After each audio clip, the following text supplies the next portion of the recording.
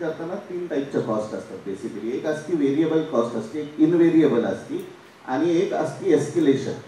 आता व्हेरिएबल कॉस्टमध्ये transportation, catering हे असतं. फिक्स कॉस्ट म्हणजे किंवा इनव्हेरिएबल कॉस्टमध्ये तुमचे सगळे डिपार्टमेंट्सचे लाईट ठरलेली असती, तुमचे कॅमेराचे रेट्स ठरलेले असतात, पॅकेज असतात, हे फिक्स्ड असतं. पैसे वाढतात कुठं आणि निर्माता नुकसान कुठं करून घेतो? ट्रान्सपोर्टेशन, केटरिंग आणि एस्केलेशन. एस्केलेशन म्हणजे 20 दिवसाचं शूट होतं पण 30 दिवस लागेल. या दोन गोष्टींवर म्हणजे व्हेरिएबल आणि एस्केलेशनवर जर तुम्ही कंट्रोल ठेवू शकला तर तुमचं 5-10% एस्केलेशनवर सिनेमा सुटू शकतो, त्याच्यापेक्षा जास्ती खर्च होत नाही. आता माझ्या एका सिनेमामध्ये गुजरातच्या डांग फॉरेस्टमध्ये शूटिंग चालू होतं आणि दिग्दर्शकाचं आणि कॅमेरामॅनचंच पटलं नाही. तिथं भांडले, माझे 4 लाख रुपये रोज. आता त्यांना एकमेकांचं तोंडच बघायचं नव्हतं सेटवर. शशांक आणि मी म्हटलं हा काय त्रास आहे डोक्याला. मी इथून कॅमेरामॅन दुसरा पाठवला, तो पण 8 दिवसात पॅक झाला, तो पण नाही पाहिजे. म्हणजे मगाशी मी जे म्हटलं ना, दिग्दर्शकाला थोडं निर्मिती आणि त्याच्यातला भाग कळला पाहिजे. निर्मात्याला जरी दिग्दर्शन नाही कळलं तरी चालेल, पण दिग्दर्शकाला थोडी निर्मितीचा भाग कळला पाहिजे. कारण तो पैसे, त्याला असं वाटत असतं की तो पैसे दिलेले आहेत म्हणजे तो कसेही घालवू शकतो, तर तसं नसतं. त्याची क्रिएटिव्ह, त्याची स्क्रीन प्ले आवडलाय, त्याचं विजन आवडलाय म्हणून एक कोण कोणाबरोबर का काम करतं, म्हणजे मी नागराज बरोबर का केलं, त्याची जी स्टोरी आहे ती मला सांगावीशी वाटली म्हणून ना.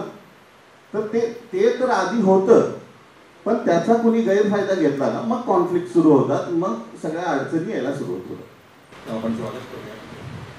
आणि पहिल्या टप्प्यामध्ये आपण कथेची निवड आणि निर्मात्याने काही बेसिक काही कायदेशीर नोंदी वगैरे करणं तसं आवश्यक आहे, अशा गोष्टींवर सुरुवात करू. कथा हा व्यवहारासाठी किती महत्त्वाचा भाग आहे, जरी ते थोडंसं एक स्वप्नील अशी एक काय म्हणतो फेज असली तरी. आणि अंतिमतः आपण यापर्यंत पोहोचलो होतो की चित्रीकरणाच्या टप्प्यावर जाईपर्यंतचा थोडा आपला अवकाश असतो. आपण काही गोष्टी सावकाशीनं पुन्हा पुन्हा काही विचार करून काही पारखून आपण पुढे जात असतो. पण एकदा तुम्ही ऑन झाला, म्हणजे एकदा तुम्ही फ्लोअरवर गेला, तर तिथं मात्र ही सगळी प्रक्रिया गतिमान व्हायला लागते आणि तुम्हाला गोष्टी आणि अर्थातच निर्णय फार वेगाने घेण्याची वेळ सुरू होते. आणि जसं आपण आधी बोललो की तुमच्या हातामध्ये एक स्क्रिप्ट आहे. ते स्क्रिप्ट जे आहे ते आता आपल्या निर्मितीसाठीचं बायबल आहे. बजेट, शेड्यूल, त्याचा एस्थेटिक विचार, त्याचा अर्थकारण, हे सगळं सगळं सगळं त्या स्क्रिप्टवर अवलंबून आहे. आणि ते स्क्रिप्ट आपण बरोबर घेऊन त्या निर्मितीसाठी आलेलं असतो. आणि जसं मी सांगितलं त्या आपण याच्या म्हणजे जे निर्माते अनुभवी आहेत ते या प्रकृतीने गेलेले आहेत, त्यांना वेगळ्या नव्याने सांगायची गरज नाही. पण जे नव्याने यात येणार आहे तर तिथला प्रत्येक मिनिट हा काउंट होत असतो.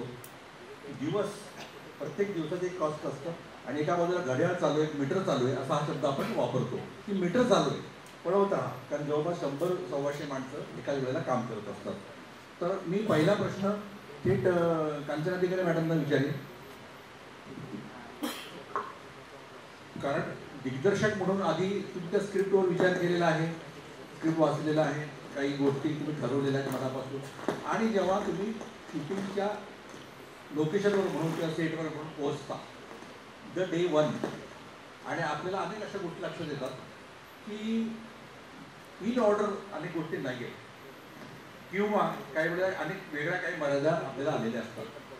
तर नवीन निर्मात्यांना जेव्हा पहिला चित्रपट पहिला दिवस असतो, दिग्दर्शक म्हणून तुमची जबाबदारी निर्माते पण आहेच आहे, पण समजा तुमचे निर्माते वेगळा माणूस आहे, तुम्ही दिग्दर्शक आहात, तर पहिल्या दिवशी दिग्दर्शक म्हणून त्या संबंध टीमला आणि निर्मात्यांना आपण काय गोष्टीचं भान ठेवायला सांगू शकतो पहिल्या दिवशी?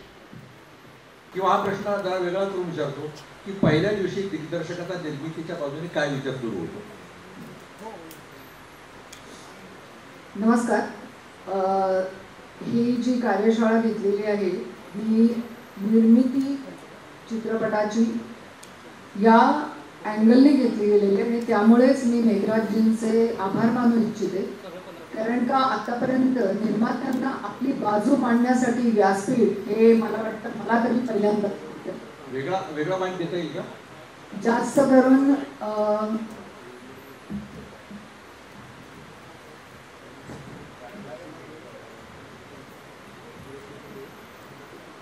करून कलाकारांची बाजू मांडण्यात आलेली आहे, परंतु निर्माता हा नेहमीच पैसे घालून एका कोपऱ्यात बसलेला आपण पाहतो. तुमचा प्रश्न जो आहे त्याचं मी उत्तर देते आणि त्याच्यानंतर मला काही मनामध्ये मी मुद्दे घेऊन आले तर ते पण मला जरा मांडण्याची मुभा द्यावी. तुम्ही मला विचारलं की पहिल्या दिवशी ॲज अ निर्माता आणि दिग्दर्शक म्हणून म्हणजे काय तुम्ही लोकांना सांगता. मी माझी पद्धत सांगते, लोक काय करतात ते मला माहिती नाही. 9 चित्रपट मी निर्माण केले, 5,000-6,000च्या वर सिरियल्स दिग्दर्शित केलेले आहेत, हिंदी पण अनेक केलेले आहेत. माझा अनुभव विचाराल तर माझ्याकडे पहिल्या दिवशी सेटवर जाताना मी लोकांना सूचना देणं हे मला पटत नाही. माझ्याकडे मी जेव्हा जाते तेव्हा नेहमी बाउंड स्क्रिप्ट ही प्रत्येकाच्या हातात असते. माझ्या बाजूला सुरेश देशपांडेजी बसलेले आहेत. यांनी माझ्याकडे आत्तापर्यंत बरेच चित्रपट 5-6च्या वर 7 जवळजवळ चित्रपट माझ्याकडे सुरेशजींनी केलेले. सुरेशजींना माझी पद्धत माहिती आहे. इट्स नॉट ओनली कलाकार किंवा निर्माता किंवा दिग्दर्शक, cinematographer and each and every person right for my spot boy should know what the script is. हे माझं स्वतःचं म्हणणं आहे. आपल्याला त्याच्यामध्ये काय काय लागणार आहे या सगळ्याची नोंदही अगोदर केलेली असते. कलाकारांना आता मी म्हटलं मोकळा श्वासचं उदाहरण द्यायचं झालं तर मृण्मयी देशपांडे, तेव्हा काही तिने नटसम्राट वगैरे केलेलं नव्हतं. मला म्हणाली ताई मी या रोलसाठी काय तयारी करू. मी तिला म्हटलं मिनिमम 65 वेळा ही स्क्रिप्ट नुसती वाच, कारण प्रत्येक वाचनामध्ये तुला त्यातून एक नवीन मुद्दा तुझ्या निदर्शनाला येणार आहे आणि त्यातूनच तुला कळणार आहे की आपला अभिनय कसा असला पाहिजे आणि किती कसदार तो तऱ्हेने करता येईल. अशाच तऱ्हेने मी आणि सुरेश आम्ही नेहमीच कुठल्याही फिल्मचं चित्रीकरण करण्याच्या आधीची जी प्रोसेस आहे मी त्याला खूप खूप खूप महत्त्व देते.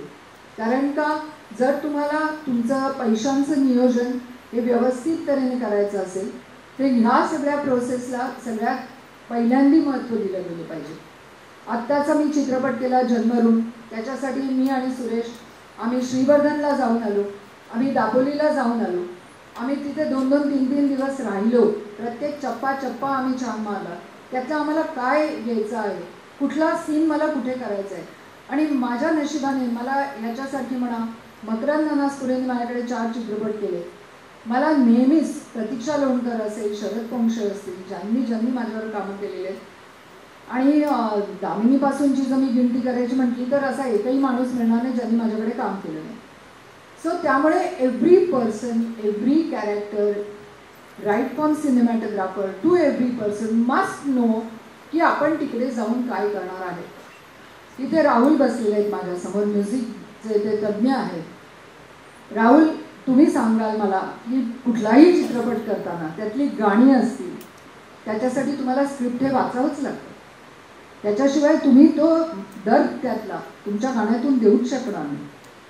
त्यामुळे कुठलंही जे असतं हे पहिल्या दिवशी सेटवर गेल्यानंतर मी काय सूचना देते तर पहिल्या दिवशी सेटवर गेल्यानंतर माझं ठरलेलं असतं की माझे आजचे हे एवढे सीन्स आहेत, या सीनसाठी माझ्या आर्ट डायरेक्टरला पहिल्याचपासून माहिती असतं की हे काय काय लागलं गेलं पाहिजे. सिनेमॅटोग्राफरला माहिती असतं की आपण पहिला सीन कुठला घेऊया सुरेश, आपण इथे करूया, आपण तिथे करूया, आपण इथे कॅमेरा ठेवूया, आपण हे करूया. आम्ही आत्ताचं जेव्हा शूटिंग केलं तेव्हा आम्ही दापोलीला पण अगोदर 2 दिवस गेलेलो होतो, त्याच्या आधी पण जाऊन बघून आलेलो होतो. सुरेश मला म्हणाला नाही कांचनजी ही वॉल मला पांढरी नको आहे. ओके सुरेश तुला कुठला रंग पाहिजे इकडे, हा चालेल, हा चालेल, नाही हा पाहिजे. आता तर स्काय कॅम आलेलं आहे त्याच्यामुळे वरनं असा आपण कॅमेरा घेतो. ते कौलारू घर जे होतं त्याच्या पुढची आपण काय पडवी म्हणतो त्याच्यावरती नव्हते, त्याच्यावर फक्त पत्रे होते. तर मी म्हटलं नाही ते चांगलं दिसणार नाही. सो त्याच्या आधी जाऊन आम्ही 2 दिवस त्याच्यावरती कौलं टाकून घेतली, आतमधले जे काही रंग बदलायचे होते ते बदलले, त्याच्या घरांची त्यांची जी काही ठेवलेलं फर्निचर होतं ते काढून टाकून मला जे काही हवं होतं ते त्यामध्ये मी स्थापित केलं. सो इट्स तयारी is not just first day. Very first day is the दिग्दर्शक we has to be form about की बाबा मी पहिला सीन काय घेणार आहे. त्याच्या सगळ्याच्या सूचना सगळ्यांना मिळालेल्या असल्या पाहिजेत. कुणी काय काय कपडे घालायचे हे पण अगदी सीन वाईज माझ्याकडे लिहिलेलं असतं, कारण मला आयत्या वेळेला कुठलाही गोंधळ चालत नाही. सो त्यामुळे असं व्हेरी फर्स्ट डेला मी काय करते, तर व्हेरी फर्स्ट डेला I am there to say full lights, camera, sound and action. हे एवढंच फर्स्ट डेचं काम असतं माझं. बाकी सगळं काम जे आहे. याच्या पाठोपाठ मी किरणला हा प्रश्न विचारायला हवा होता की पहिल्या दिवशी त्याची निर्मात्याकडनं काय काय अपेक्षा होते, कलावंत तंत्रज्ञ याच्या बरोबरीने. त्याच्याबरोबर संजय रावला पण मला हे नंतर विचारायचं असणार आहे की तो सगळा विचारण्याची आयडिया काय, कसं आपण पुढे जाणार आहोत. पण तरी देखील मी आधी युगंधरकडे येणार आहे. याचं कारण पहिल्या फेजमध्ये आपण असा एक टप्पा घेतला होता की जिथे तंत्रज्ञांची निवड, कलाकारांची निवड हा टप्पा आपण घेतला होता. तर प्रत्येक ठिकाणी एक दिग्दर्शकाचा आणि निर्मात्याचा, दिग्दर्शकाचा एक सेम वेगळ्या अर्थाने असतो, निर्मात्याचा सेम वेगळ्या अर्थाने असतो. दिग्दर्शकाचा आपण असं म्हणतो की त्याची अपेक्षा असते काय आहे ती, आणि त्याप्रमाणे तो शक्यतो तो कम्फर्टेबल असेल आणि त्याला योग्य वाटेल या स्क्रिप्टला अशा प्रकारच्या लोकांची निवड तो करत असतो. अर्थातच याच्यामध्ये सगळ्यात वर कलाकारांची निवड हा भाग असतो की त्याला मला स्क्रिप्ट वाचल्यानंतर या रोलमध्ये हा माणूस दिसला, किंवा निर्माता त्याला हे सांगत असतो की सध्या अमुक अमुक याला बॉक्स ऑफिस कलेक्शन आहे किंवा यांची सोयीची मागणी आहे की अमुक कलाकार घ्या. अशी काही दोन्ही प्रकारचे निकष आपल्याकडं वापरले जातात. तरी देखील आता कास्टिंग डिरेक्टर ही एक पोस्ट म्हणजे जी पूर्वी सो काय जे फिल्म आहे किंवा जे प्रोजेक्ट आहे त्याच्यावेळेस ते निकष म्हणतात ते कसे बदलत राहतात. आणि मला वाटतं की स्क्रिप्ट आणि डिरेक्टरच्या मधलं एक मीडिएटरचं काम आहे खरं तर कास्टिंग डिरेक्टरचं. जी स्क्रिप्टमध्ये आहे असं बरेच वेळा वाटतं लिहिणाऱ्यांना की ते लिहिलेलं आहे कुठेतरी माणूस असं, किंवा ॲक्च्युअली असं काय असत नाही. त्याचे पात्र आहे त्याचं ते जसं लिहिलेलं पात्र आहे तसंच कुठून तरी शोधणं हे मला नाही वाटत कास्टिंग. त्याच्यातली जी इमोशन आहे किंवा ते जे काही त्याचं सांगायचं आहे त्या रायटरला ते तसं करू शकणारा एक कलाकार शोधणं म्हणजे त्याच्याकडून ते करून घेणे नव्हे, हे आमचं काम आहे. सो डिरेक्टरच्या जस्ट आधीचं काम कास्टिंग डिरेक्टरचं आहे असं मला वाटतं. आणि खरं तर हे आधीच्या म्हणजे काय म्हणतात प्रीमधला पार्ट आहे कास्टिंगचा. जो स्क्रिप्ट झाले लगेच सुरू व्हायला हवं, कारण तेवढा वेळ त्याच्यात लागतो. आणि बाकी तुम्ही म्हणाल बॉक्स ऑफिसला कोण हे आहे वगैरे, तर तसा म्हणजे मराठीत तसं काही असतं काही पण मला माहीत नाही. आणि मी करतो त्या ह्याच्यात असं काही प्रश्न येत नाही. म्हणजे आता कसं असतं की त्यावेळेस असे दाद द्यावी अशी निवड असते, म्हणजे अरे या भूमिकेला किती परफेक्ट माणूस निवडला गेलेला आहे. मग अनेकदा बॅक ऑफ द माइंड आपण त्याचे क्रेडिट डिरेक्टरला देतो, एक खूप चांगलं पोर्ट्रेट केले म्हणून ॲक्टरला देतो. पण जसं एक अननोन फेस कास्ट करताना एक विचार होत किंवा स्वातंत्र्य याला असतं कास्टिंग डिरेक्टरला, तसं सेलेबल ॲक्टरच्या बाबतीत कास्टिंग डिरेक्टरचा विचार घेतला जातो का, किंवा निर्मात्याने घ्यावा का? घ्यायला हवा. म्हणजे सरांसोबत आम्ही केलेत प्रोजेक्ट, घ्यायला हवा. घेतलं जातो का दरवेळेस घेतलं जातो असं काही सांगता येत नाही. पण ऑफकोर्स मी म्हणेन की ते पण सगळं अनप्रेडिक्टेबल आहे. कधी कधी ते वर्क होऊ शकतं, कधी नाही होऊ शकत. कुठचं आहे सर म्हणजे नवीन एकदमच नवीन फाईंड आहे ते पण कधी कधी एकदम वर्क होऊन जातं, किंवा कधी कधी खूप फेमस फेस आहे पण त्या प्रकारे त्याचा जे काही फायदा व्हायला हवा होता तो झाला नाही. अल्टिमेटली ते ॲक्टर तो काही परफॉर्म करतो, कोणी असेल फेमस असेल नसेल जे काय ते, आणि लोकांना किती कनेक्ट होते हे एवढंच महत्त्वाचं, बाकी काहीच मला वाटतं नाही. म्हणजे निर्मात्याचे मित्र, दिग्दर्शकाचे नातेवाईक यांना प्राधान्य दिलं जावं. खरं हा मी म्हणणारच होतो की असं वाटतं कास्टिंग डिरेक्टर म्हणजे जास्त ॲक्टरच्या ओळखीचं कोण आहे त्यांनी कास्टिंग करावं असं एक मिसकन्सेप्शन आहे. ॲक्च्युली त्याच्यासाठी तो शोधणं, किंवा आता असं बरेच लोक सांगतात की हा ॲक्टर आहे ह्याला कन्व्हिन्स करायचं माझा काही संबंध नाही आहे. मला त्यांचे ऑडिशन करायचे आणि त्याच्यातून हे दाखवायचं आहे की असं असं. ती खूप प्रॅक्टिकल आणि ती खूप लॉजिकल प्रोसेस असायला हवी. आणि कोण त्यांचे रिलेटिव्ह नातेवाईक वगैरे चांगले ॲक्टर असतील तर डेफिनेटली कन्सिडर करावं, पण असं रँडम ऑफकोर्स नसावं. पण आपल्या या प्रोडक्शन प्रोसेसचा म्हणजे आजच्या मराठी सिनेमाच्या प्रोडक्शन प्रोसेसचा लुक टेस्ट किंवा ऑडिशन्स हे होतात का, की व्हायला हव्यात का? आता मी जेवढे प्रोजेक्ट येत आहेत किंवा मी करतो, तर त्याच्यात बऱ्याच आम्ही ट्राय तरी करतो की ते ऑडिशन करूनच व्हायला हवं. आणि बरेच म्हणजे मला सांगायला आवडेल की बरेच मोठे मोठे पण ॲक्टर्स आहेत जे अगदी रेडी होतात ऑडिशन करायला. आधी मला वाटतं खूप असं ऑडिशन म्हणजे काहीतरी ॲक्टरसाठी ते कमीपणाचं किंवा इगो प्रॉब्लेम व्हायचा असं मी ऐकलं होतं. मी जसं कास्टिंग करत होतो फॉर्च्युनेटली बरेच लोक स्वतःहून रेडी होतात, पण ते फिल्मच्या पॅलेटमध्ये ते ॲक्टर कसे वाटत आहेत ते बघतोय आम्ही. त्यांचं ॲक्टिंग स्किल्सचा म्हणजे आम्ही जज करायला म्हणजे मी जज करायला कोणीच नाही. सो ते मोस्टली त्या फिल्ममध्ये ते कसं फिट होत आहेत आणि ते कसं वाटतं का त्याचा मुद्दा होता. सो ऑडिशन डेफिनेटली व्हायला हवं, पण त्या दरवेळेस होत नाही. आणि तेच वेळ खूप महत्त्वाचं, वेळ मिळणं या सगळ्या प्रोसेससाठी. सो 20 कॅरेक्टर 20 असतील तर ते सगळं शोधण्याच्यासाठी सर्टन वेळ लागतो. तो मला वाटतं काही ठिकाणी खूप कमी पडतो. सो तो नक्की मिळाला पाहिजे. किरण, हा पुढचा प्रश्न किरणसाठी आहे. हा खरं म्हणजे निर्मात्याच्या डे 1 पासून बरोबर असतो, रादर असावा की त्याने एक फिल्म करायचं ठरवलेलं आहे तर त्याची पहिली निवड, पहिली 2 महत्त्वाची माणसं कुठली असली पाहिजेत तर जी शेजारी जागी बसलेली EP आणि डायरेक्टर ही 2 माणसं त्याच्याबरोबर पहिल्या प्रवासापासून असली पाहिजे. तर प्राथमिक फेजमध्ये म्हणजे या फेजबद्दल आधी आपण आधीच्या सेशनमध्ये बोललो, पूर्वतयारी या फेजमध्ये जो काही भाग दिग्दर्शक म्हणून त्याने स्क्रिप्ट लिहून घेताना केलेला आहे, ते स्क्रिप्ट कन्सिड करताना केलेलं आहे, त्याच्या हातात एक अल्टिमेटली एक बाउंड स्क्रिप्ट जसं कांचन मॅडम म्हणतात तसं एक तयार आहे. आता ती सगळ्यात फास्टेस्ट फेज. मला हा प्रश्न एक ऑब्व्हियस आहे आणि त्याचं एक लेवलचं ऑब्व्हियस उत्तर आहे. म्हणजे काय अपेक्षा तर प्रत्येकाने आपापल्या डिपार्टमेंटचं 100% क्लीन करावं. मी पहिल्या चर्चेच्या अंगाने थोडासा मागे येतोय आणि मला असं वाटतंय की मगाशी चर्चा खूप चांगली झाली आणि खूप चांगले मुद्दे मांडले गेले. त्यातला एक महत्त्वाचा ज्या अर्थाने व्यक्त होणारा मुद्दा असा आहे की याच्याकडे व्यवसाय म्हणून बघायला पाहिजे ही एक अत्यंत महत्त्वाची गोष्ट आहे. म्हणजे तिथं तुम्हाला तुमचे प्रेक्षकांचा कल ते मार्केट समजणं ही अत्यंत आवश्यकची गोष्ट आहे, शशांकने सांगितली. दुसरी त्याच्या जोडीची बाजू अशी की हा कला व्यवसाय म्हणजे आपण कलेचा व्यवसाय करतो. म्हणजे आपल्याकडे असलेलं आपल्या मनात जे काही आपलं एक बीज आहे ते सांगण्याच्यासाठी म्हणून हे माध्यम जे निवडले आपण त्याचा एक व्यावसायिक वापर आपल्याला कशा पद्धतीने करून घ्यायचा. म्हणजे तुम्हाला व्यावसायिकताही तुमच्याकडे पुरेपूर असली पाहिजे आणि कलावंत म्हणून पण तुम्ही त्या कसोटीला उतरलं पाहिजे अशी तारेवरची कसरत आहे. म्हणून दरवेळेला काही प्रश्न उभे राहतात. आता तू विचारशील तर काय अपेक्षा आहे पहिल्या दिवशी काय अपेक्षा आहे. तर जर समजा तुमच्याकडे बाउंड स्क्रिप्ट असेल आणि तुम्ही त्या स्क्रिप्टवर सातत्यानं जर पहिलं काम केलं असेल तर पहिल्या दिवशी इथून पुढे माणसांनी फक्त ज्या प्रक्रियेचा विचार केलेला आहे त्या प्रक्रियेमध्ये राहणं एवढंच आहे. चांगला ॲक्टरला आम्ही असं म्हणतो की टू ॲक्ट म्हणजे काय करतो तू तर तो त्या जागी जाऊन उभा राहतो आणि त्यानंतर तो होतो त्याचा. टू ॲक्ट म्हणजे तो काम करतो ते तसंच आहे. पूर्वसुरींनी त्याच्यावर भरपूर अगोदर काम करून ठेवलेले, त्यामुळे वेगळं सांगण्यासारखं काही नाही आहे. सगळं काम हे अगोदर होत असतं, त्याच्यानंतर ज्याला म्हणतो 50% काम हे अगोदर झालेले, 50% एक्सटेम्पोर आहे. म्हणजे तुमचा जिवंत प्रतिसाद तुमच्या त्या निर्मिती प्रक्रियेला तुमच्या बाजूने जो जाणार आहे म्हणजे जे तुमच्या सेन्सिटिव्हिटीला धरून आहे तो पुढच्या काळामध्ये घडत राहतो. पण त्याची पूर्वतयारी ही तुमच्याकडनं 100% अगोदरच घेतलेली आहे.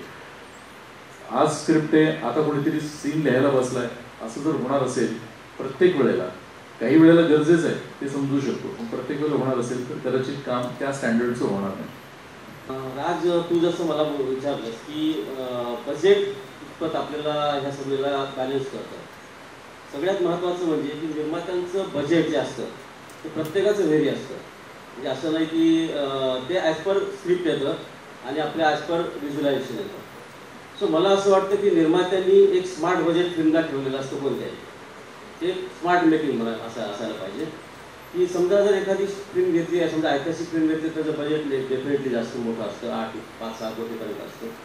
पण जी नॉर्मल फिल्म असते त्यासाठी आपण एक बजेट असतं साधारणतः 1 कोटीपर्यंत किंवा 70-80पर्यंत आपण ठेवतो. परंतु माझं असं म्हणणं आहे की as a technician, as a cinematographer, screen जो आहे तो कधीच खोटं बोलत नाही किंवा तुम्ही तिथं कुठलंही नाटक करू शकत नाही किंवा तो लोक आपण एक्सक्यूज नसतं त्या गोष्टीसाठी. तर तिथं ज्या गोष्टीची डिमांड आहे त्या गोष्टीची डिमांड ही पूर्णपणे करता आली पाहिजे. कारण आपला जो चित्रपट आपण जरी मराठी म्हणत असो आत्ता, रिजनल फिल्म म्हणत असतो, ते रिजनल फिल्म आपली राहिलेली नाही आता. खरं सांगायचं ही फिल्म इंटरनॅशनल लेवलवर पोहोचलेली, कोणत्या प्लॅटफॉर्म कोणी कधी फिल्म पाहिजे माहीत नसतं आपल्याला. त्यामुळं एक प्रत्येक गोष्टीचं जे असतं ते आपण ते विजन डोळ्यासमोर ठेवलं पाहिजे की ही फिल्म आपली जाणारी ही कोणीही पाहू शकतं. सो सगळ्यात महत्त्वाचा मुद्दा तो आहे. आणि दुसरा मुद्दा आहे की तुम्ही बजेट किती खर्च केलं आहे हे महत्त्वाचं नाही आहे, तुम्ही किती व्हिज्युअलाइज करून ते पडद्यावर मांडता ते सगळ्यात महत्त्वाचं आहे. त्यासाठी मला असं वाटतं की खूप पैसे लागतात. आता जी मी फिल्म केली काळोखाच्या पारंब्या, त्याला मला ब्रुकलिनला अमेरिकेमध्ये बेस्ट सिनेमॅटोग्राफीला अवॉर्ड मिळालं. ते काही खूप बजेट नव्हतं त्या फिल्मचं, परंतु आज ती तिथल्या लायब्ररीमध्ये फिल्म ठेवलेली आहे. म्हणून मला असं वाटतं की कॅमेरा कोणता वापरला, कॅमेरा कोणता वापरल्यापेक्षा कसा वापरला हे सर्वात महत्त्वाचं आहे जास्त. आणि त्यासाठी कसं असतं की ठीक आहे आत्ताचं टेक्नॉलॉजी तुमचं थांबणार नाहीच आहे, टेक्नॉलॉजी ही पुढे पुढे जातच राहणार आहे. So 5K 6K 8K 12K वगैरे येत राहणार आहे, तो काही मुद्दा नाही आहे. परंतु तुम्ही जर मोबाईलवर जरी शूट करत असाल तर मोबाईलवर किती स्मार्ट तुम्ही शॉट घेता, शॉट किती परफेक्ट घेता हे इम्पॉर्टंट आहे. हे इन्कॉर्पोरेट कसं करता हे इम्पॉर्टंट आहे. आणि मग तुम्ही फिल्मची एक जी असते ती ताळमेळ बसवायला पाहिजे, म्हणजे त्याचं पिक्चरचं बजेट आणि निर्माते डिरेक्टरचं विजन. आणि हे काम जे असतं ते जनरली काय होतं की DOPचं असतं, कारण DOP हा तिथला एक मेन पिलर असतो आणि प्रेक्षक आणि डिरेक्टर ह्याचा एक मेन दुवा असतो की जो त्याचं विजन हे ऑडियन्सपर्यंत पोहोचवत असतो. तर ते पोहोचवताना किती स्मार्टली तुम्ही पोहोचू शकता यासाठी माझं असं म्हणणं आहे की जसं कांचनताईसोबत फिल्म केल्या तर आमचं प्री प्रोडक्शन फार परफेक्ट असतं प्रत्येक गोष्टीत. आता 10 फिल्म केल्या त्यामुळे कसं होतं की आम्हाला सगळं अंडरस्टँडिंग आहे आणि अंडरस्टँडिंग असायला पाहिजे प्रत्येक डिरेक्टरचं आणि DOPचं असं माझं म्हणणं आहे. आणि तेवढंच कोऑर्डिनेशन असतं ते सगळ्या टीमशी असलं पाहिजे. टीम हे एका सगळं एक संध चालली पाहिजे. ह्याचा अर्थ असा आहे की तुम्ही प्री प्रोडक्शन करेक्ट केलं पाहिजे, प्रत्येक डिपार्टमेंटला प्रत्येक गोष्ट माहिती पाहिजे की बाबा आपण काय करणार आहे. अचानक मला असं वाटलं की अरे हा छान जिमेजिकचा शॉट वाटतोय असं नाही वाटत ना, ते असं नसतं ना. कारण निर्मात्याचे पैसे लागलेले असतात त्या ठिकाणी, निर्मात्याने त्या ठिकाणी वर्कआउट केलेलं असतं, पण डिरेक्टरने व्हिज्युअलाइज केलेलं असतं ते. मला अशा पद्धतीने तो शॉट अपेक्षित आहे. तर कोणता शॉट ड्रोनचा दिसतोय, कोणता शॉट आपल्याला जिमेजिकचा आहे, कोणता शॉट स्टेडिकॅमचा आहे, हे सगळं आपण टेक्निकल लॉबीमध्ये बसून आपण स्मार्टली कसं ते वापरू शकतो. कसं आहे की वेस्ट ऑफ मनी करण्यात काही मिनिंग नाही आहे फिल्ममध्ये, कारण त्याची रिकव्हरी आज आपल्या मराठी चित्रपटाला आपण सर्वजण पाहतोय प्रॅक्टिकली विचार केला तर. परंतु कसं असतं की आपल्यासमोर कॉम्पिटिशन आहे ती बॉलिवूडची आणि साऊथ इंडियन फिल्मची. सो आपल्याला त्याचं ताळमेळ बसून आपण व्हिज्युअलाइज काय करून आपण चांगल्या पद्धतीने प्रेझेंट करू शकतो हे सगळ्यात महत्त्वाचं माझ्या दृष्टीने वाटतं. कारण त्यासाठी तुम्ही एक प्रत्येक गोष्टीचं पिन टू पॉईंट हा सगळं वर्कआउट करून सगळ्या गोष्टी केलेल्या पाहिजेत. आता जी आम्ही फिल्म मुश्रक अख्यान जी आता थिएटरमध्ये लागलेली आहे, मोठ्या 9 रोल केले त्या फिल्ममध्ये. सो त्यासाठी देखील आम्ही प्री प्रोडक्शन खूप स्मार्टली केलं, कारण प्रत्येक गोष्ट प्रत्येक लोकेशन्स ह्या सगळ्या गोष्टीचा विचार करताना आधी जाऊन आम्ही त्या गोष्टी पाहिल्या, आधी जाऊन डिस्कस केलं, सगळ्या टीमला एका ठिकाणी बसवलं आणि बसवल्यानंतर सांगितलं की यस हे आपल्याला हे मुद्दे आहेत तर हे मुद्दे आपल्याला ह्या दिवशी शूट करायचे, तर ह्या लाईटला शूट करायचे. ह्याचं विचार सगळ्यांजवळ क्लिअर होतं, त्यावेळी ते पडद्यावर करेक्ट येतं. आणि माझं असं म्हणणं आहे की विजन हे वाईड असलं पाहिजे आपलं. म्हणजे आपण म्हणतो की साऊथ इंडियन फिल्म्स का चालतात, पण आपण व्हिज्युअलाइज करू शकतो, आपण एक बिग शॉट लावू शकतो की जो लोकांना आवडतो. आज यंग जनरेशन आहे, यंग जनरेशनला आज नेटफ्लिक्स सारख्या फिल्म पाहायला मिळतात.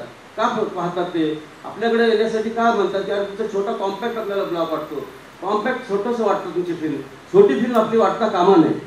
त्याचा बजेटशी माझा बोलणे की संबंध आहे अशातला भाग नाहीये, तो व्हिज्युअलायझेशनचा संबंध आहे. आज एक जर छोटासा ड्रोन शॉट टाकला तुम्ही तर ते ग्रँजर दिसतं. ग्रँजर हे ऑडियन्सला असलं पाहिजे, ते कथेनुरूप असलं पाहिजे, डिरेक्टरच्या विजन प्रमाणे असलं पाहिजे असं मला वाटतं. म्हणजे सांगू इच्छिते की बरेच वेळा आता जसं सुरेश म्हणाला त्याचप्रमाणे बरेच वेळेला आपण आउटडोर लोकेशन म्हणजे आउटडोर म्हणजे हे नाही तुमची लोकेशन आउटडोर, तुम्ही घरातले सीन नाही शूट करत आहात. When you are shooting out, तर त्यामुळे सूर्य हे कुठे येणार, कुठे किती वेळ असतं किती येणार, ही so particular about all these things की लाईक ते तुम्ही जे म्हणालात की बजेटिंग आणि या सगळ्या गोष्टींचं पूर्वनियोजन जर केलेलं असेल ना तर you can do in a you can say reasonable good budget. तुम्ही एक अप्रतिम फिल्म डेफिनेटली निर्माण करू शकता. Suresh has always been giving me that guidance की नाही आपल्याला ना कांचनची मॅजिक लाईट आणि कसं बघा या लोक शब्दाला हा एव्हा इथे येणार आहे, या वेळेला येणार आहे. सो ऑल दीज थिंग्स म्हणून मी मगाशी सुरेश म्हणाला तसंच की एक DOP आणि एक निर्माता दिग्दर्शक यांची एक जर ट्युनिंग असेल ना, so the everything become so nice. म्हणजे आणि कधी पण वातावरण आहे ना सेटवरचं ते कायम हसतं खेळतं चांगलं असलं पाहिजे. एक जरी कोणी निगेटिव्ह त्यातला निघाला ना so the whole atmosphere get spoiled. So ह्याचा पण खूप काळजीपूर्वक विचार करावा लागतो. सॉरी तुम्हाला त्यांच्या पण मला असं वाटलं की ॲट द सेम टाइम या गोष्टी बोलणं आवश्यक आहे. सर पण हे आता तुम्ही जे सांगताय खूप छान आहे, पण ते निर्मात्याने त्या गोष्टीकडे कसं बघावं याच्याकडे थोडंसं बोलाल तर खूप बरं होईल. म्हणजे तुम्ही शॉर्ट्स वगैरे म्हणता पण आता आपण बेसिकली त्याने आलेलो बरोबर आहे. तर मी निर्माता आहे आणि निर्माता म्हणून बघताना ह्याच्यात मी काय करणार, हा शॉट असा असला पाहिजे, हा लाईट याच्यातलं मला काय कळणार आणि मग त्याच्यासाठी मग तयारी मी काय करायची निर्माता म्हणून मी कसं बघावं याच्यात. बरोबर आहे. निर्मात्यांनी खरंच सांगायचं तर माझं असं म्हणणं आहे की सर्व निर्मात्यांनी एज्युकेट होणं गरजेचं आहे असं माझं म्हणणं असतं. प्रत्येक वेळेस त्याला प्रत्येक डिपार्टमेंटमधलं माहिती पाहिजे की एक्झॅक्टली यामध्ये ह्या गोष्टीमध्ये केलं तर काय होतं काय नाही होत हे सगळ्यात महत्त्वाचं आहे. त्यासाठी मला असं वाटतं की प्रत्येक गोष्टीमध्ये इन्व्हॉल्व असणं गरजेचं आहे निर्मात्याने. ज्यावेळेस मीटिंग होतात किंवा ज्यावेळेस आपण प्री प्रोडक्शन करतो त्यावेळेस का की डिमांड करतो एखादी गोष्ट DOP किंवा डिरेक्टर किंवा आर्ट डिरेक्टर किंवा कोणतं डिपार्टमेंट ते डिमांड करतं तर काय करतं की त्याला असं वाटतं की फिल्म चांगली व्हावी म्हणून. बरोबर. तर ती होताना त्याचं आपला ताळमेळ बसवणं जो असतो की तो आपल्या इकॉनॉमिकल बसवणं गरजेचं आहे सगळ्यात महत्त्वाचं. की फॉर एक्झाम्पल असं की DOP ज्यावेळेस बसतो ज्यावेळेस माझ्या पॉईंट ऑफ व्ह्यूने बघतो त्यावेळेस मला असं वाटतं की बाबा एक खूप ग्रँचर असा शॉट असला पाहिजे, त्याला खूप लाईट असले पाहिजे, पण त्याच्यासाठी आपल्याला त्याची लाईटची डिमांड किती आहे आणि खरोखर किती लागणार आहे ह्या गोष्टीचा ज्यावेळेस जेन्युअनली विचार केला जातो त्यावेळेस ते बजेट डेफिनेटली कमी होतं. तसंच प्रत्येक डिपार्टमेंटने ते करावं आणि ते निर्मात्यासोबत मांडावं. तो EP असतो त्यासाठी EP देखील त्याला त्या गोष्टीला कॉपरेट करत असतो आणि मग ते पडद्यावर आपण मांडत असतो. त्यासाठी निर्मात्यांनी एक त्याची ट्रान्सपरन्सी ठेवावं असं मला वाटत असतं प्रत्येक वेळेस आणि त्याचे टप्पे ठरवून घेऊन त्या पद्धतीनं त्याचं मेकिंग केलं पाहिजे असं मला वाटतं. असं नाही की बाबा पहिले आपले 5 दिवस झाले आणि आपले फिल्म पैसे संपले असं नसायला पाहिजे. त्याचं प्लॅनिंग करायला पाहिजे की आपले स्टार्ट टू फिनिश ज्यापर्यंत आपले पिक्चर पडद्यावर येत नाही जोपर्यंत आपलं पिक्चर लोकांपर्यंत जात नाही तिथपर्यंत ह्याचं प्लॅनिंग करणं गरजेचं आहे. म्हणजे ते त्या पद्धतीने लोकांपर्यंत आपण स्मार्टली आणू शकतो असं माझं म्हणणं आहे या सगळ्या गोष्टी. आणि दुसरा मुद्दा असा एक मला बोलायचा आहे मगाच्या ज्या चर्चेमध्ये चाललं होतं की जो प्रत्येक जण काय होतो की इगो असतो डिरेक्टरचा आणि DOPचा किंवा त्याच्यामुळे बऱ्याचशा गोष्टी त्यामध्ये क्लॅश होतात आणि क्लॅश झाल्यानंतर काय होतं शूटिंग रखडतं, शूटिंग थांबतं किंवा शूटिंग म्हणतं की नाही मला शॉट असाच पाहिजे तसा. हे काय होतं कारण दोघांनी जे काही व्हिज्युअलाइज केलेलं असतं ते एका सेम ट्रॅकवर नसतं. सो तुम्ही सेम ट्रॅकवर या आणि मग सेटवर या. अदरवाईज तुम्ही असं अचानक मला वाटलं म्हणून ते सेटवर कधी करू नका असं माझं म्हणणं असतं प्रत्येक वेळेस. तर तुमचं करेक्ट व्हिज्युअलाइज जे केलं असतं ते पडद्यावर येतं हे सगळ्यात माझं म्हणणं आहे. थँक्यू.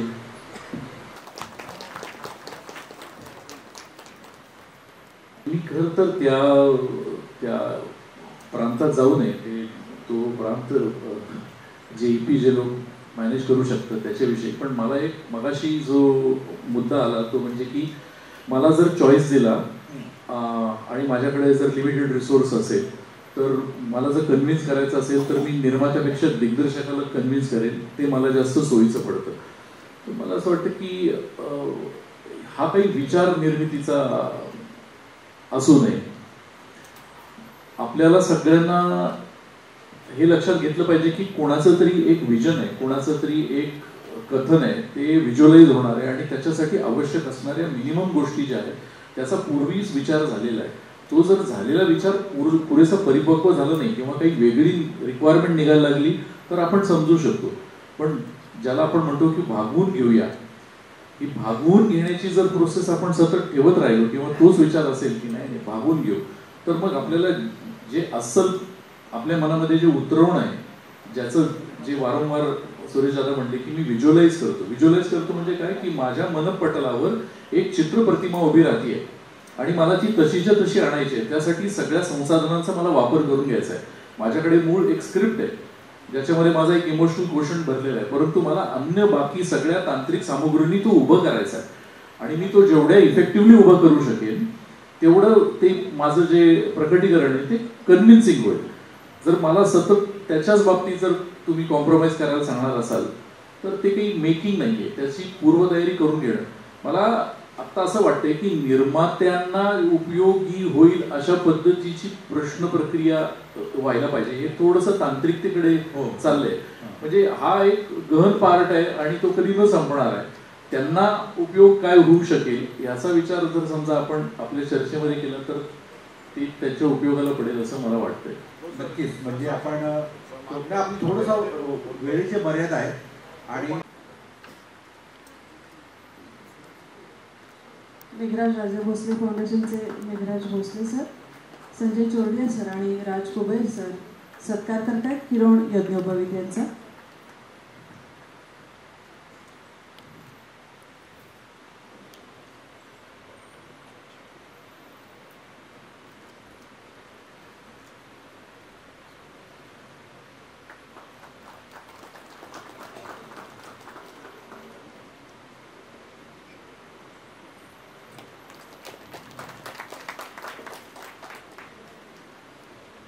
नंतर एक त्याच्याकडच्या अपेक्षा ज्या त्यांचा प्रश्न आहे त्यांना मी उत्तर देते की फक्त पैसा घातला म्हणजे निर्मात्याची बाजू संपली असं कधीही कुठल्याही निर्मात्याने समजून घेऊ नये.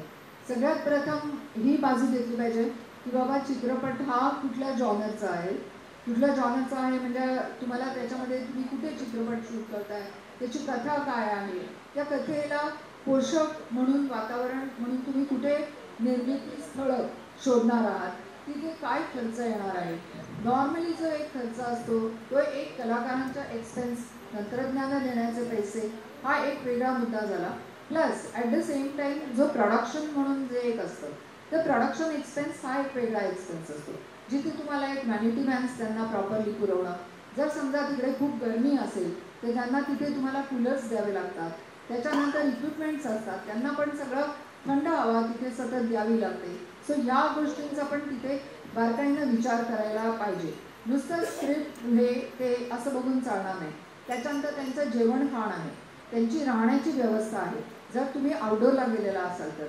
सो ह्या गोष्टींचा पण तुम्ही अगोदरच बसून ते चार्टिंग आउट केलं तर तुम्हाला त्याच्यामध्ये तुम्ही समजा एकाच हॉटेलमध्ये सगळेजणांना ठेवलं, सो तिथे तुम्ही त्या हॉटेल मालकाशी अगोदरच संपर्क साधला तर तुम्हाला त्याच्यामध्येही काही कन्सेशन मिळू शकतं. तुमचं सर 15 दिवसाचं, 18 दिवसाचं, 20 दिवसाचं काय जे शेड्यूल असेल त्याप्रमाणे तुम्ही त्यांच्याशी बोलून घेऊ शकता.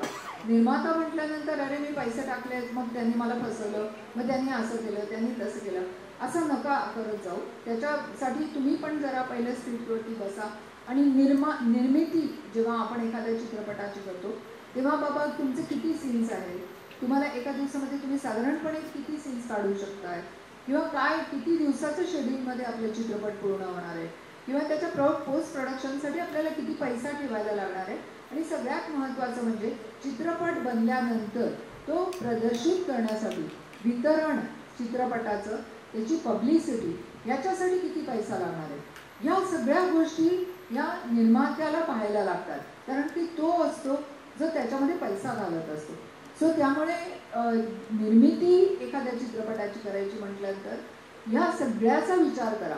कारण की बरेचदा असं बघायला येतं कित्येक, कारण का मी कित्येक ह्याच्यासाठी जज म्हणून राहिलेले आहे, तेव्हा असं वाटतं अरे हा चित्रपट किती चांगला होता, मग हा प्रदर्शित का झाला नाही, किंवा तो इतक्या थिएटरना लागला का नाही, असं मनाला एक चुटपुट लागून जाते. कारण का एक चांगली कलाकृती जेव्हा आपण पाहतो तेव्हा असं वाटतं की ती कलाकृती करण्यासाठी म्हणून तुम्ही जेवढे कष्ट केलेले आहेत ती बनवताना तुम्हाला जर एक महिना, 1.5 महिना पुढचं सगळं प्रोसेसिंग करण्यासाठी 1-2 महिने ओव्हरऑल तुम्हाला समजा 4-6 महिन्याचा काळ लागला तर निदान तितके वेळ तो पिक्चर आहे का थिएटरमध्ये, का उचलून फेकून दिला जातोय.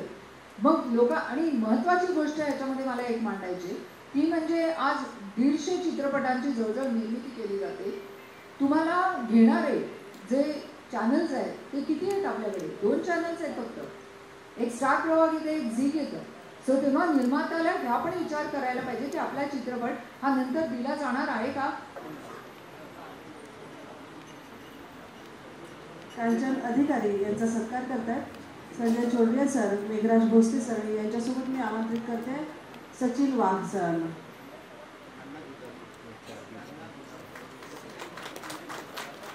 अण्णा गुंजा यांनी कृपया मंचावर यावं.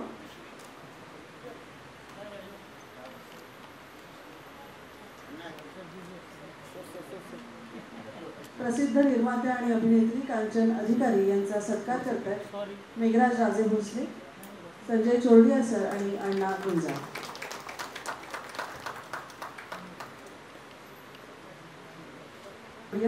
मेघराज राजे भोसले आणि आमंत्रित करते संजय ठुबे सरांनी.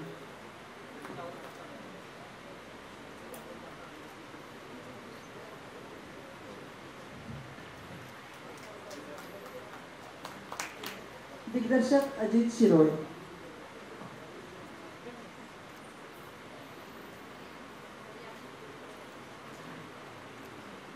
आजच्या कार्यशाळेला आवर्जून मान्यवर म्हणून आपण उपस्थित झाला त्याबद्दल फाउंडेशनच्या वतीने आपल्या सगळ्यांचे मनपूर्वक आभार.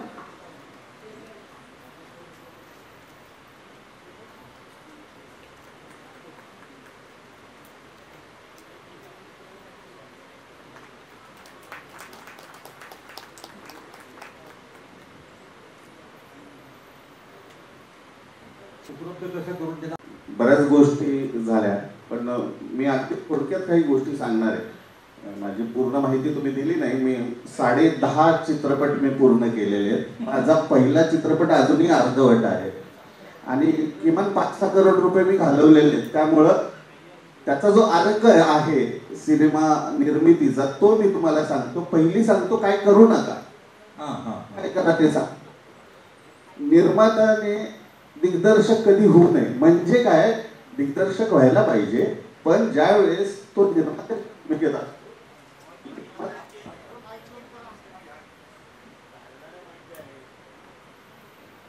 ज्या वेळेस निर्माता निर्मात्याच्या भूमिकेत असतो आणि तो जेव्हा एक सिनेमा प्रोड्यूस करत असतो तर त्यांनी दिग्दर्शक होऊ नये त्या सिनेमाचा. तिथं बऱ्याचशा कॉन्फ्लिक्टला सुरुवात होती. एका दिग्दर्शकाने मात्र त्याच्यात निर्मिती मूल्य किंवा त्यातला काही पार्ट त्याला समजणं गरजेचं आहे. म्हणजे दिग्दर्शकाला निर्मिती समजणं गरजेचं आहे, निर्मात्याला पण दिग्दर्शन समजणं गरजेचं आहे, पण ते रोल मिक्स होता कामा नये. जेव्हा एक निर्माता, कारण बेसिकली असं आहे, म्हणजे जे मगाशी चोरडिया सरांनी पण विचारलं होतं, बेसिकली असं आहे, निर्मात्याचा जॉब हा ॲडमिनिस्ट्रेशन, फायनान्स आणि रिलीज ह्याच्या पुरता आहे. म्हणजे काय त्याला क्रिएटिव्हिटी कळायला नको का असा माझा मुद्दा नाहीये. पण ज्या वेळेस तुम्ही एखादा सिनेमा करायचं ठरवता त्याची प्रोसेस काय असते की तुम्ही पहिली कथा ऐकता, पहिली लघुकथा ऐकता, मग दीर्घ कथा ऐकता आणि मग तुम्ही पटकथा किंवा ज्याला आपण स्क्रीन प्ले म्हणतो. स्क्रीन प्ले म्हणजे काय, स्क्रीन प्ले म्हणजे एखाद्या लेखकाने किंवा दिग्दर्शकाने तुम्हाला जेव्हा स्क्रीन प्ले सांगितला तर तुम्हाला सिनेमा दिसला पाहिजे, तुम्हाला तो व्हिज्युअलाइज करता आला पाहिजे किंवा व्हिज्युअलाइज झाला पाहिजे एका निर्मात्याला. मग त्याला कळतं की त्याच्यातलं खर्च किती आहे, काय किती आहे, काय नाही, कुठं शूट होणार आहे, मग ते बजेट वगैरे वगैरे हे सगळ्या गोष्टी त्याच्या पुढच्या टप्प्यात येतात.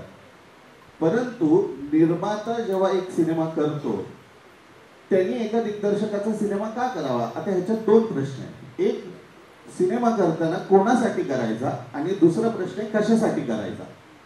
कोणासाठी म्हणजे काय, कोणासाठी म्हणजे आता जे काही इंडस्ट्रीमधले थोडे डायनामिक्स बदललेले आहेत, OTT प्लॅटफॉर्म, फेस्टिवल्स, थिएटर्स, असं जर मी 3 भागात जर ह्याला विभागणी केली तर आज OTT साठी एक सेपरेट टाईपचे सिनेमे बनत आहेत जे त्याच मीडियमला विकता येतील आणि त्याच बजेटसाठी बनवता येतील. हा एक वेगळा सिनेमा आहे.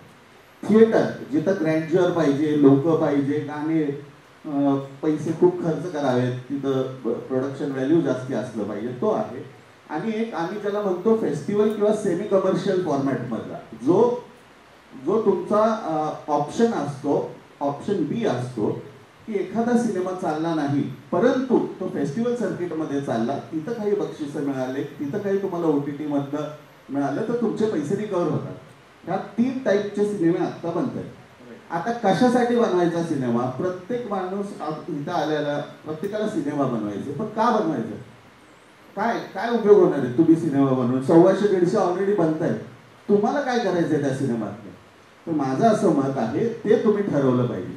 मी कशासाठी सिनेमा बनवणार आहे, मला हाऊस आहे, खाज आहे, अमकी गोष्ट पाहिजे, तमकी गोष्ट पाहिजे, का मला मराठी चित्रपट म्हणून काहीतरी त्याला कॉन्ट्रीब्यूट करायचं. हे तुमचे आयडियाज क्लिअर पाहिजे आणि मग तुम्ही निर्मिती क्षेत्रात. बजेट हा खूप सब्जेक्टिव्ह विषय आहे. 5 लाखात पण म्युझिक होतं आणि ए आर रेहमानला घेतलं तर 5 करोडही जातात. त्यामुळे मी त्या भानगडीत पडणार नाही. It is very subjective. तुम्ही अमिताभ बच्चनला मराठी सिनेमात आणलं की तो 15 करोड रुपये जर तुम्ही देऊ शकत असेल तर तो काम करणार आहे. तो त्याचा व्यवसाय काम करण्याचा, तुमचा व्यवसाय सिनेमा बनवण्याचा. त्यामुळं मी बजेट ह्या विषयावर बोलणार नाही. बजेट 30 लाखातही सिनेमा बनेल, 30 करोडमध्ये पण बनेल. तो प्रत्येकाच्या चॉईसचा विषय, त्याला कसा करायचा. आता तुम्ही सिनेमा सगळा केला, सगळं झालं. निर्माता म्हणून तुम्हाला काय माहिती पाहिजे आणि तुम्ही काय केलं पाहिजे, काय नाही करायचं ते मी सांगितलं. काय करायला पाहिजे, तुम्हाला पटकथा ऐकण्याचं पेशन्स पाहिजे. तुम्हाला स्टोरी आवडली तर पटकथा ऐकण्याचं तुमचं प्रचंड पेशन्स पाहिजे. मी 2008 पासून सिनेमे करतोय, 2024 आहे. साधारणतः 15 वर्ष म्हणजे 5000 दिवस झाले असतील. तर मी 2-3 दिवसात एक तरी पूर्ण सिनेमा ऐकतो. म्हणजे साधारण 1000-1500 तर कमीत कमी स्क्रीन प्ले मी ऐकले असतील, कमीत कमी. आणि त्याच्यातनं आपल्याला लक्षात येतं स्क्रीन प्ले ऐकल्यानंतर की सिनेमा काय असतो. तर स्क्रीन प्ले ऐकायचा तुम्ही पेशन्स ठेवला पाहिजे. आणि स्क्रीन प्ले मधले 3 प्रश्न शूटिंगच्या आधी, जाण्याच्या आधी तुम्ही विचारले पाहिजे दिग्दर्शकाला. प्रत्येक सिनेमा जेव्हा तो लिहितो तर कुठली गोष्ट, वाय, वेअर, हे काही जे काही बेसिक 3 क्वेश्चन असतात ना, ह्या जर स्क्रीन प्लेचं उत्तर तुम्हाला मिळालं नाही तर तो सिनेमा नाही करायचा. कारण सिनेमा असं नाही मला वाटलं म्हणून केला. सिनेमा आपल्या इथं खूप घाई असते लोकांना सिनेमा करायची, पण सिनेमा ही प्रोसेस कमीत कमी 2 वर्षाची, हे समजून घेतलं पाहिजे. त्याचं रायटिंग टू स्क्रीन येण्यापर्यंत. म्हणजे आपल्याकडे जेव्हा येतो तेव्हा तो तयार होऊन लिहून आलेला असतो निर्मात्याकडे बऱ्याच वेळा, की स्क्रीन प्ले आलेला असतो. पण ती प्रोसेस खूप मेहनतीची आहे. प्रत्येक लेखक त्याच्यावर खूप काम करत असतो. आणि जर त्या स्क्रीन प्लेच्या प्रश्नांची उत्तरं जर त्याच्याकडे नसतील तर समजायचं की हा स्क्रीन प्ले परिपूर्ण नाही आहे, ह्याच्यात मेहनतीची गरज आहे. आणि जर ती मेहनत पूर्ण नसेल तर तो सिनेमा करावा नाही. आणि आपल्याकडं नेमकी चूक इथे होती की एक दिग्दर्शक आलाय, एपी कडून अप्रोच झालाय किंवा डायरेक्ट आलाय, त्यांनी तुम्हाला कथा सांगितली, तुम्हाला कथा आवडली, कथा लाख आहे, पण त्याच्यावर सिनेमे मात्र सगळे होत नाही. तर ती जी प्रोसेस असते ती समजणं फारच गरजेचं आहे. ज्याला स्क्रीन प्ले ऐकता येईल, व्हिज्युअलाइज करता येईल आणि त्याच्यातनं ठरवता येईल की हा होणार आहे का. आणि सगळ्यात महत्वाचं जे आहे की शेवटी निर्माता एक ऑडियन्स पण असला पाहिजे. तुम्ही 1.5-2 करोड 1 करोड जे काही लावणार आहे, तुम्हाला आवडणार आहे का सिनेमा, तुम्हाला आवडतोय का तुम्ही केलेला सिनेमा, ह्याचं उत्तर तुमच्याकडे असलं पाहिजे ना. जर मला नाही आवडत सिनेमा तर लोकांना का आवडेल. तर एक निर्माता, एक ऑडियन्स असला पाहिजे. दिग्दर्शक हा क्रिएटिव्ह माणूस असतो, त्याला त्याचं इंडिपेंडन्स दिलं पाहिजे. केव्हा, एकदा तुम्ही सगळं प्रोसेस त्याची ओके केल्यावर, कथा आवडली, लघुकथा, कथा, स्क्रीन प्ले आवडल्यावर जेव्हा तुम्ही त्याला गो अहेड दिलाय, मग त्याच्यानंतर निर्मात्याचं काम नाही राहत, ईटीचं काम सुरू होतं त्या शूटिंगमध्ये. त्यांनी काय करायचंय, मला जे शेड्यूल दिलेलं आहे 20 दिवसाचं 3 सीन रोज शूट करणार आहे, हे पाळता येतंय का नाही. हे जर नसेल ऑन ट्रॅक तर माझा रोल सुरू होतो इंटरफिअर करण्याचा की हे का नाही होते, हे व्हायला पाहिजे. नाही तर मला द्यायचे नव्हते 3 सीन मी रोज करेल. जर ते पूर्ण नाही झालं तर बजेटवर डेफिनेटली इम्पॅक्ट पडतो. म्हणून मी कधी शूटवर जात नाही. मी ज्या म्हणजे माझी पूर्ण माहिती मी अशी सांगतो, 10 पैकी मी 6 फर्स्ट टाइम डिरेक्टर्स म्हणजे नागराज, सुजय ढाके, ज्ञानेश झोटी, समीर आशा पाटील, तुमचा तो तेजस देवस्कर, विवेक वाघ, ह्यांच्या सगळ्यांचे पहिले सिनेमे मी केलेले. कारण मला एक गॅरंटी होती की मला सिनेमा कंप्लीट करता येतो. आणि मी माझ्या पहिला अर्धवट राहिलेला आहे, त्यामुळे बाकीचे मी सगळे कंप्लीट केले. थँक्यू. पुन्हा एकदा राहून जाते. संजय रावराय माझे फार जवळचे मित्र असल्यामुळं हा परिचयाचा मुद्दा राहून गेला. संजय रावरांनी मराठीतून जरी सुरुवात केली असली तरी त्याने अल्टिमेटली पुढे हिंदीमध्ये जाऊन प्रियदर्शन आणि मधुर भांडारकरांबरोबर काम केलेलं आहे. आणि आज सगळ्यात जास्त चर्चेत असलेली मराठी सिरीज मानव मर्डरर्स याचा तो एक्झिक्युटिव्ह प्रोड्युसर अर्थात कार्यकारी निर्माता आहे. धन्यवाद राज. राज म्हणाला तसंच माझी आणि त्याची जुनी होती आणि दोघं दोघींचं होतं आणि तो वेगळ्या क्षेत्रात काम करतो, त्या क्षेत्रातच मी वेगळ्या क्षेत्रात काम करतो. मला आता ही निर्मात्यांची कार्यशाळा आणि निर्मात्यांसोबतचा संवाद आहे, तर मी त्या अनुषंगाने तुझ्या प्रश्नाचं उत्तर देतो. आपण पहिल्या सेशनमध्ये बोललो, सुनील सर म्हणाले की हा व्यवहार जरी असला तरी तुम्हाला काय सांगायचं आहे आणि त्याची काय प्रक्रिया असली पाहिजे, ही सर्वात महत्त्वाची आणि इंटिग्रेटेड गोष्ट आहे.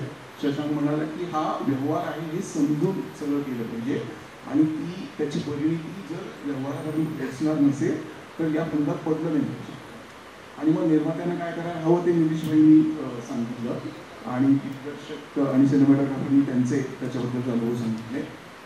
बऱ्याचदा असा गोंधळ होतो की निर्मात्याने काय करायचं आणि कार्यकारी निर्मात्याने काय करायचं, आणि हा अगदीच बेसिक सगळ्या लोकांना पडलेला प्रश्न असतो. ऐकू येत नाहीये, याचा प्रॉब्लेम आहे काय? माझा आवाज पोचतोय का? आता माझा आवाज पोचतोय का?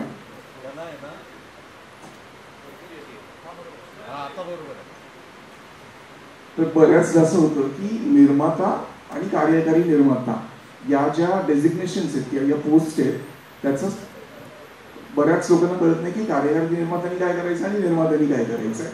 मुळात या कार्यकारी निर्मात्याची जी पोस्ट आहे त्याचे वेगवेगळे रोल वेगवेगळ्या सिनेमामध्ये असू शकतात, कारण त्याच्यात पण अनेक गोष्टी असतात. जसं आपण म्हणतो की दिग्दर्शक जो आहे त्याला कॅप्टन ऑफ द शिप म्हटलं जातं. जर दिग्दर्शक हा कॅप्टन ऑफ द शिप असेल तर त्याचं इंजिन हा निर्माता आहे. जर दिग्दर्शक कॅप्टन ऑफ द शिप असेल तर त्याचा इंजिन हा निर्माता आहे. आणि मग निर्मात्यांसाठी हे सगळं प्रोजेक्ट सिनेमाचं जे आहे ते एक्झिक्यूट करण्याचं जे काम आहे त्यात अनेक लोक असतात. मग त्यात सुपरवायझिंग प्रोड्युसर असतात, असोसिएट प्रोड्युसर असतात, माझ्यासारखे एक्झिक्युटिव्ह प्रोड्युसर असतात, लाईन प्रोड्युसर असतात, प्रोडक्शन कंट्रोलर असतात. आणि मग त्या सिनेमाचा जो आवाका आहे त्याची जी गोष्ट आहे तो कुठे कुठे घडणार आहे, कशा पद्धतीने घडणार आहे, त्याचा क्रू साईज काय असणार आहे, त्याचा व्याप काय असणार आहे मराठीत म्हणायचं असेल तर त्या अनुषंगाने मग मला टीम तयार करता येते की मला माझ्या टीममध्ये किती लोकांची गरज आहे आणि मग त्यांचे पण बेसिक जे रोल्स आहेत ते डिफाईन झालेले असतात. मी मुद्दाम सांगतोय कारण हे निर्मात्यांसाठी आपण कार्यशाळा घेतोय. मग त्याच्या प्रोडक्शन मॅनेजर्स आहेत, प्रोडक्शन कंट्रोलर्स आहेत, प्रोडक्शन ओनर्स आहेत, पोस्ट प्रोडक्शन सुपरवाइज करणारे टेक्निकल ज्या लोकांना माहिती आहे ती मंडळी आहे, टेक्निकल ट्रान्सफर करणारी मंडळी आहेत. त्यानुसार माझी ती टीम तयार होते आणि तिथून तो प्रवास सुरू होतो.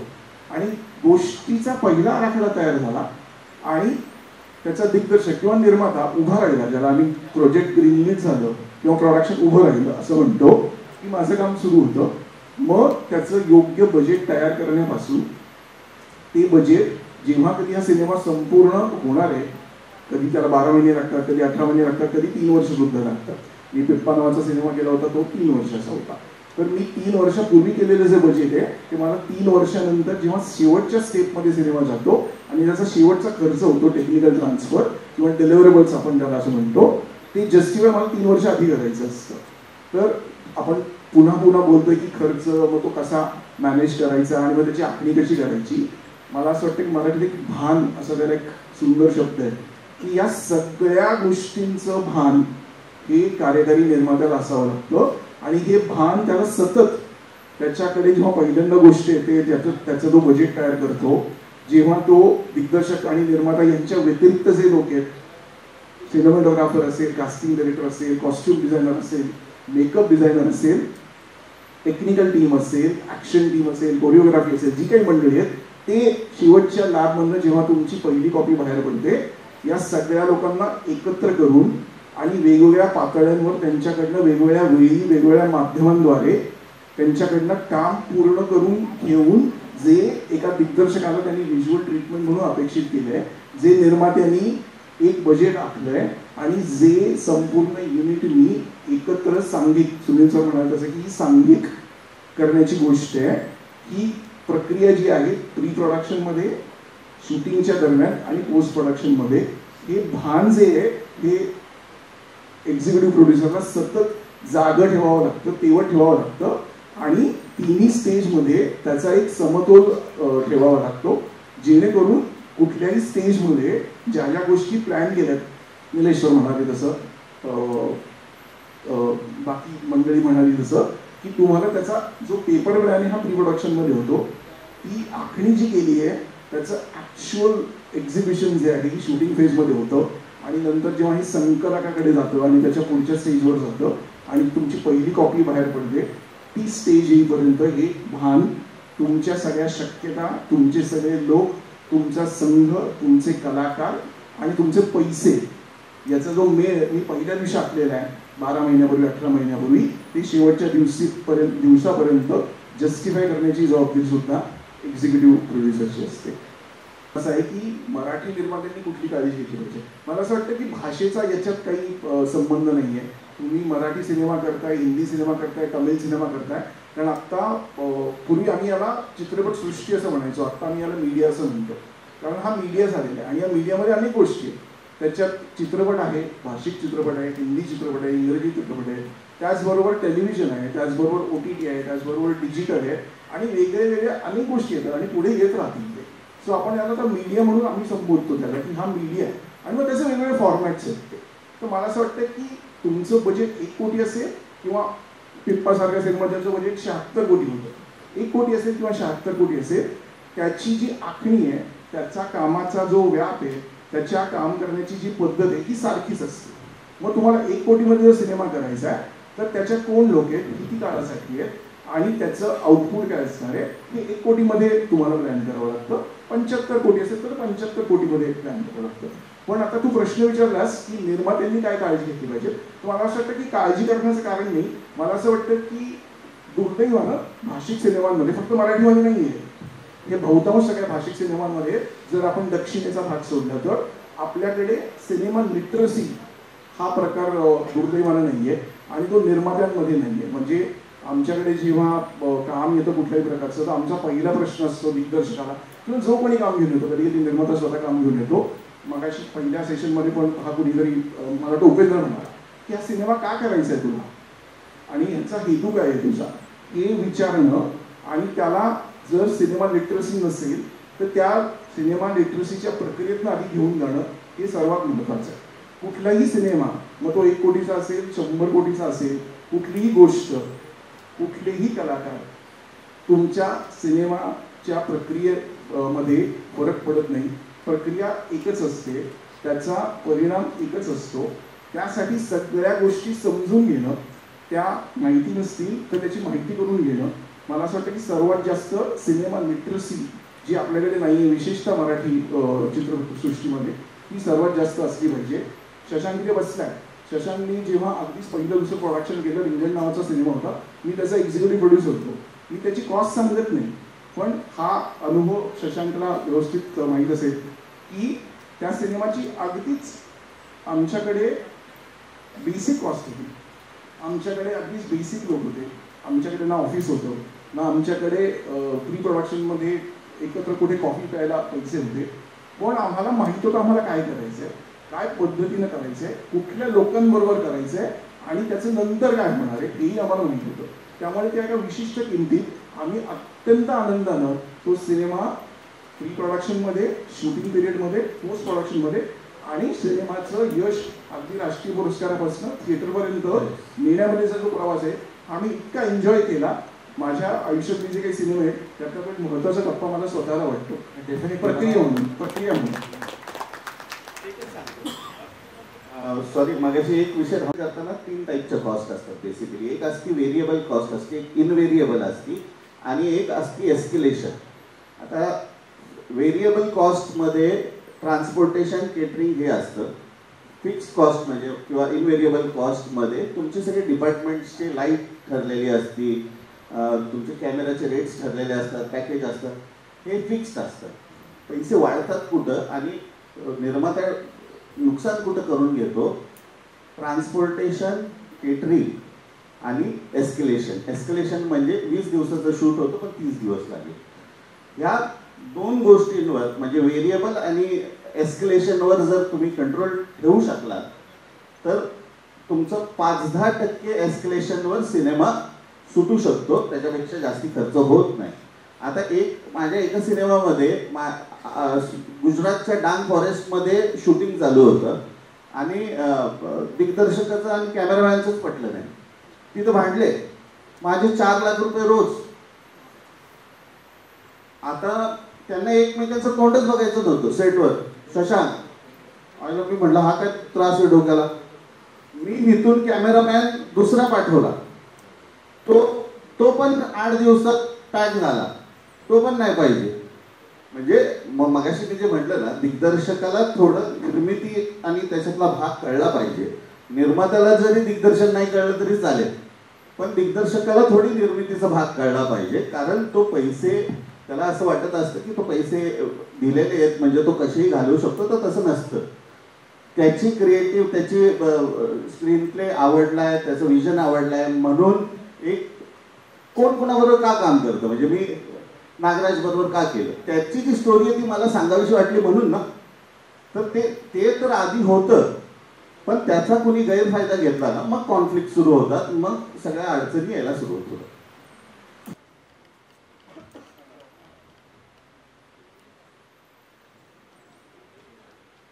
कुणाल सर, आपणही कृपया मंचावर यावं.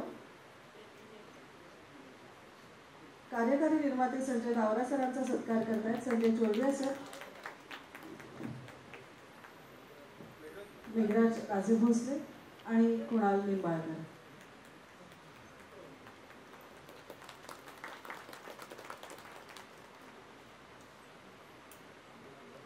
धन्यवाद सर. आणि पुढच्या सत्कारासाठी आमंत्रित करते छाया दिग्दर्शक गिरीश जांभळीकर सरांना. आणि यांच्या सत्कारासाठी विनंती करेन मेघराज राजे भोसले आणि संजय चोरडिया सरांना. आणि आमंत्रित करते आहे छाया दिग्दर्शक मयूर जोशी यांना.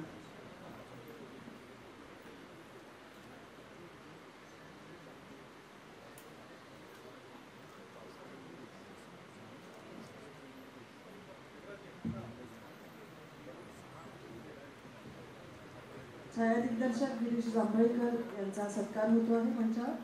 आणि सत्कार करतात मेघराज राजे भोसले, संजय चोरडिया सर आणि मयूर जोशी सर. सरांचा या ठिकाणी सन्मान करायचा. खूप जबरदस्त असं अँकरिंग करून सरांनी आजचा हा कार्यक्रम जो तडीस दिलेला आहे, त्याच्यामुळे खूप सारे इन्फॉर्मेशन आपल्याला असतीलच. सकाळचे पत्रकार आणि चित्रपट महामंडळाचे खंदे कार्यकर्ते म्हणून काजी सर यांचा आम्ही या ठिकाणी सन्मान करत आहे, त्याचा त्यांनी स्वीकार